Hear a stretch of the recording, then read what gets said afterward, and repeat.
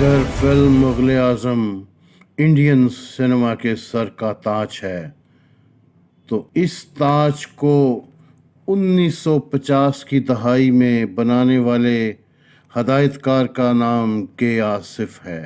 इस ताज को बनाने के लिए जिस जुनून, तख्लीकी सलाहियत और ज़िद की ज़रूरत थी वो के आसिफ में बदरजाए उत्तम मौजूद थी। हमेशा चुटकी से सिगरेट या सगार की राख झाड़ने वाले करीमुद्दीन आसिफ अदाकार नज़ीर के भतीजे थे। इब्तदाई तौर पर नज़ीर ने उन्हें फ़िल्मों से वाबस्ता करने की कोशिश की, लेकिन आसिफ का वहाँ दिल नहीं लगा। फिर नज़ीर ने अपने भतीजे के लिए दर्जी की एक दुकान खुलवा दी। थोड़े ही अरसे में वो दुकान बंद करवानी पड़ी, क्योंकि ये देखा गया कि के आसिफ जो है ज़्यादा वक्त जो है गैर पेशा वराना सरगर्मियों में गुजारते हैं। एक बार फिर नज़ीर ने उन्हें फ़िल्मी सनत में ज़बरदस्ती भेज दिया। के आसिफ ने अपनी ज़िंदगी में सिर्फ 2 फिल्मों की हदायत दी। उनकी पहली फिल्म फूल 1944 में रिलीज़ हुई, जबकि 1960 में मुग़ल आज़म रिलीज़ हुई। लेकिन इसके बावजूद उनका नाम हमेशा हिंदुस्तानी फ़िल्म की तारीख़ में सुनहरे हरूफ में लिखा जाएगा। हाल ही में शाया होने वाली किताब ये उन दिनों की बात है कि मुसन्निफ़ यासिर अब्बास बताते हैं कि वो मुग़ल आज़म को तकरीबन 100 बार देख चुके हैं, लेकिन आज भी जब टीवी पर वो फिल्म दिखाई जाती है तो मैं चैनल नहीं बदल सकता। के आसिफ में कमाल का विजन और जज्बा था। सिर्फ 2 फिल्मों की हदायत देने के बावजूद उन्हें सरकर्दा हदायतकारों की सफ़ में रखा जाता है।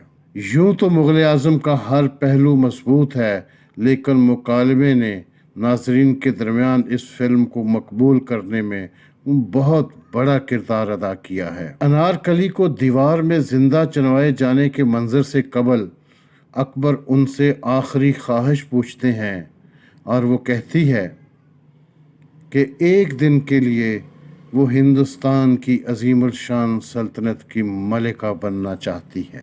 के आसिफ ने अपनी फिल्म के तीनों मुकालमा निगारों से पूछा कि अनारकली को क्या कहना चाहिए। अमानुल्लाह साहब जो जीनत अमान के वालिद थे और एहसान रिजवी ने अपने लिखे हुए डायलॉग सुनाए। इसके बाद आसिफ साहब ने वजाहत मिर्ज़ा की तरफ देखा। वजाहत मिर्ज़ा ने पान की पीक उगालदान में डालते हुए कहा कि ये सब मुकालमे बकवास हैं, इतने सारे लफ्ज़ों की क्या ज़रूरत है। फिर उन्होंने अपने पानदान से एक पर्ची निकाल कर पढ़ा, अनारकली सिर्फ सलाम करेगी और बस इतना कहेगी कि शहनशाह की इन बेहिसाब बख्शिशों के बदले में ये कनीज़ जलालुद्दीन मोहम्मद अकबर को अपना ये खून माफ़ करती है। मिर्ज़ा का ये कहना था कि आसिफ ने भागकर उन्हें गले लगा लिया और वहाँ मौजूद दोनों मुकालमा निगारों ने अपने अपने पुर्जे फेंक दिए।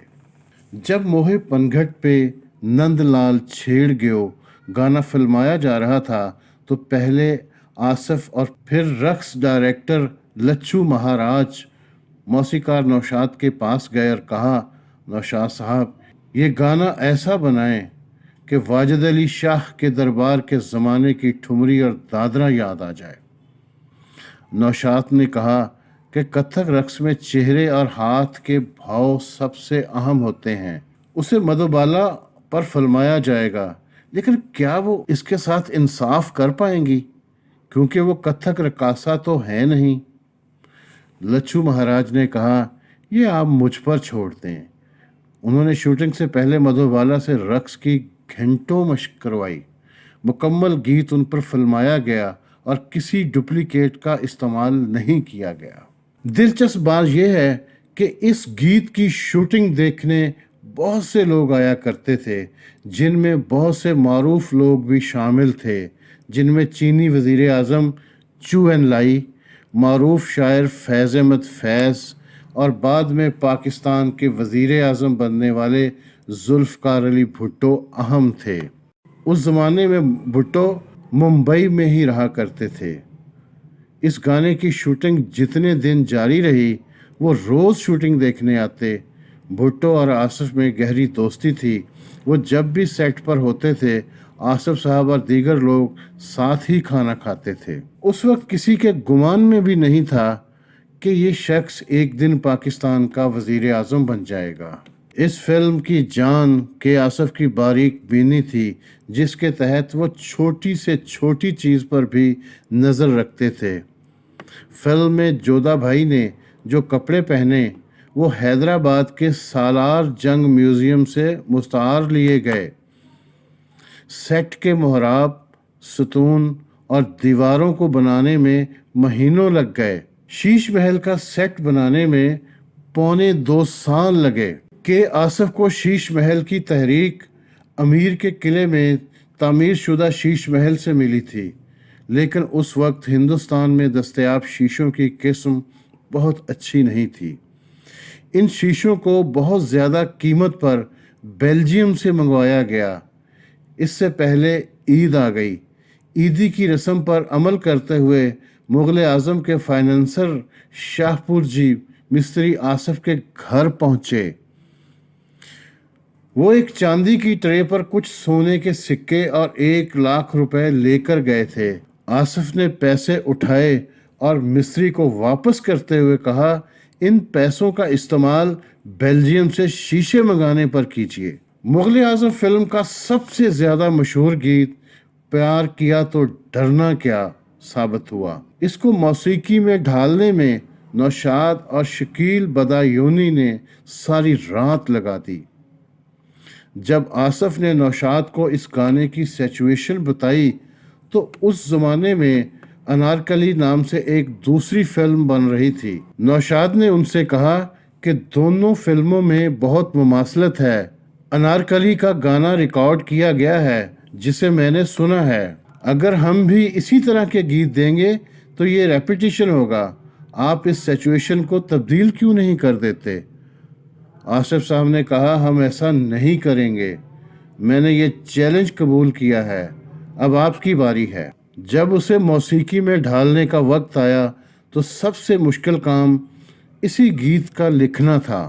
شام کو 6 بجے جب سورج غروب ہو رہا تھا، نوشاد اور شکیل بدایونی نے اپنے آپ کو ایک کمرے میں بند کر لیا۔ شکیل صاحب نے قریباً 1 درجن مکھڑے لکھے، کبھی گیت کا سہارا لیا تو کبھی غزل کا، لیکن بات بنی نہیں۔ تھوڑی دیر میں پورا کمرہ کاغذ کے ٹکڑوں سے بھرا پڑا تھا۔ انہوں نے ساری رات نہ کچھ کھایا اور نہ ہی پیا۔ کافی دیر بعد نوشاد کو ایک پوربی گیت کا مکھڑا یاد آیا جو انہوں نے اپنے بچپن میں سنا تھا، پریم کیا کا چوری کری۔ انہوں نے شکیل کو سنایا۔ شکیل کو وہ جملہ پسند آیا۔ پھر شکیل نے اسی وقت وہ گیت لکھا، پیار کیا تو ڈرنا کیا، پیار کیا کوئی چوری نہیں کی۔ نوشاد صاحب کہتے ہیں، جب ہم صبح یہ گانا کمپوز کر کے باہر نکلے تو ہمارے سر پر سورج چمک رہا تھا۔ مجھ سے اکثر پوچھا جاتا ہے کہ پرانے گانوں کی مقبولیت کا راز کیا ہے۔ میرا جواب ہوتا ہے کہ ان کے بنانے میں پوری رات گزر جاتی تھی، تب کہیں جا کر اسے حتمی شکل ملتی تھی۔ ایک دن کے آصف نے نوشاد صاحب سے کہا کہ وہ اسکرین پر تان سین کو گاتے ہوئے پیش کرنا چاہتے ہیں۔ سوال تھا کہ اسے گائے گا کون؟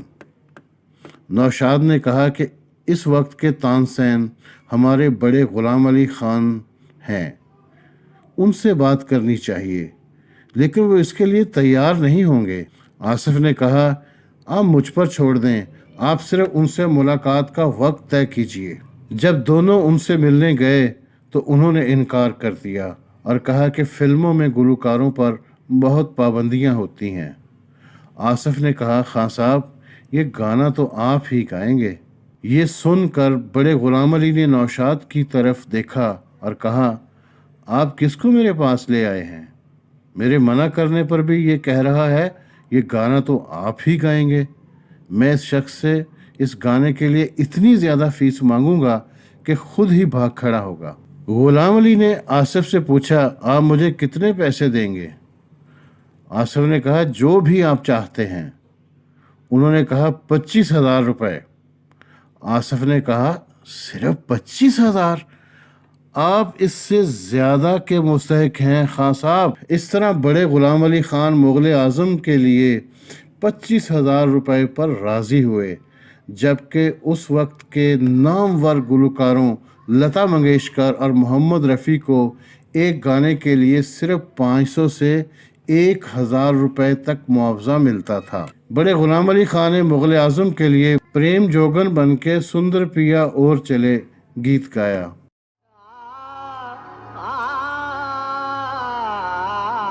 مغل اعظم بننے کے آخری مرحلے میں مدھوبالا اور دلیپ کے درمیان بات چیت بند ہو گئی، کیونکہ مدھوبالا نے اپنے خاندان کے دباؤ کے تحت دلیپ کمار کی شادی کی پیشکش ٹھکرا دی تھی۔ ایک سین میں دلیپ کمار کو مدھوبالا کو تھپڑ مارنا تھا۔ جب کیمرہ رول ہوا تو دلیپ کمار نے مدھوبالا کو اتنی زور سے تھپڑ مارا کہ وہاں موجود سارے لوگ سناٹے میں آ گئے۔ شاٹ ٹھیک تھا، لیکن لوگوں کو سمجھ نہیں آیا کہ اگلا قدم کیا ہوگا۔ کیا مدھوبالا سیٹ سے واک آؤٹ کر جائیں گی؟ کیا شوٹنگ روکنی پڑے گی؟ اس سے پہلے کہ معاملہ بگڑتا مدھوبالا کچھ کہتی، آصف انہیں کونے میں لے جا کر کہنے لگے، میں آج بہت خوش ہوں، کیونکہ یہ واضح ہے کہ وہ اب بھی تم سے محبت کرتا ہے، اور یہ کہ ایک عاشق کے علاوہ کوئی اپنی معشوقہ سے ایسا کیوں کر سکتا ہے۔ آصف کے سامنے یہ مشکل تھی کہ مدھوبالا کے والد عطا اللہ اکثر فلم کی شوٹنگ کے دوران سیٹ پر حاضر رہتے تھے، لیکن آصف نے ان سے چھٹکارے کی نئی راہ نکال لی۔ جس دن دلیپ کمار اور مدھوبالا کے درمیان قریبی محبت کے مناظر فلمائے جانے ہوتے تھے، آصف مدھوبالا کے والد عطا اللہ خان کو سیٹ سے دور رکھنے کے لیے انہیں اپنے ایک معاون کے ساتھ رمی کھیلنے بھیج دیتے، کیونکہ عطا اللہ کو رمی کا بہت شوق تھا۔ اپنے ایک اسسٹنٹ تارکا ناتھ گاندھی کو کچھ 1,000 روپے دے کر کہا، آج سے تمہارا کام اگلے چند دنوں تک خان صاحب کے ساتھ رمی کھیلنا ہے، اور تم جان بوجھ کر ہر بازی ہار جاؤ گے، سمجھے؟ برسوں کی شوٹنگ کی وجہ سے فلم اپنے بجٹ سے تجاوز کر گئی، اور فلم ساز شاہ پور جی مستری یہ بھی سوچنے لگے کہ فلم کے آصف سے لے کر سہراب مودی کی ہدایت میں بنے۔ اس فلم کو بننے میں بہت وقت لگا، 10 سال کا عرصہ گزرا۔ ظاہر ہے سارا بجٹ بگڑ گیا۔ آصف صاحب پانی کی طرح پیسہ بہاتے تھے، کیونکہ انہیں معیار چاہیے تھا۔ ایک دن تنگ آ کر شاہ پور جی نے فیصلہ کیا کہ اب میں ہدایت کار کو ہی تبدیل کروں گا۔ انہوں نے سہراب مودی سے بات کی، اور ایک دن وہ انہیں شیش محل کا سیٹ دکھانے لے آئے۔ آصف صاحب وہاں موجود تھے۔